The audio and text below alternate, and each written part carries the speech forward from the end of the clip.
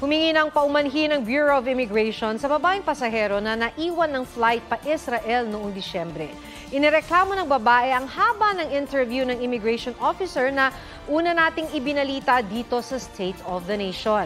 Nag-viral ang kwento ni Cham Tanteras dahil bukod sa natagalan sa immigration interview, hiningan pa raw siya ng yearbook. Sabi ng BI, agad nilang inimbestigahan ang insidente at hiningan ang immigration officer ng full report. Nare-assign na raw sa back office ng ahensya ang immigration officer. Humingi rin sila ng pangunawa sa publiko.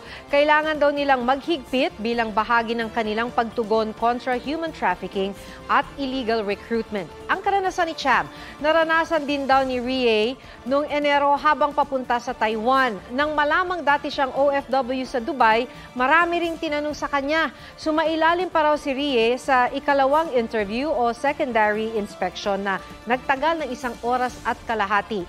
Tulad ni Cham, hindi niya nahabol ang kanyang flight at kinailangang bumili ng bagong ticket. Hindi raw makontak ni Rie ang BI kaya sa ombudsman siya naghain ng reklamong grave abuse of authority laban sa 2 immigration officer. Wala pang pahayag ang BI sa kaso ni Rie.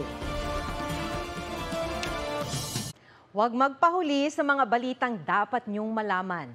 Maaaring mapanood ang State of the Nation at iba pang newscasts sa youtube.com/GMAnews. I-click lang ang subscribe button. Sa mga kapuso naman abroad, maaari kaming masubaybayan sa GMA Pinoy TV at www.gmanews.tv.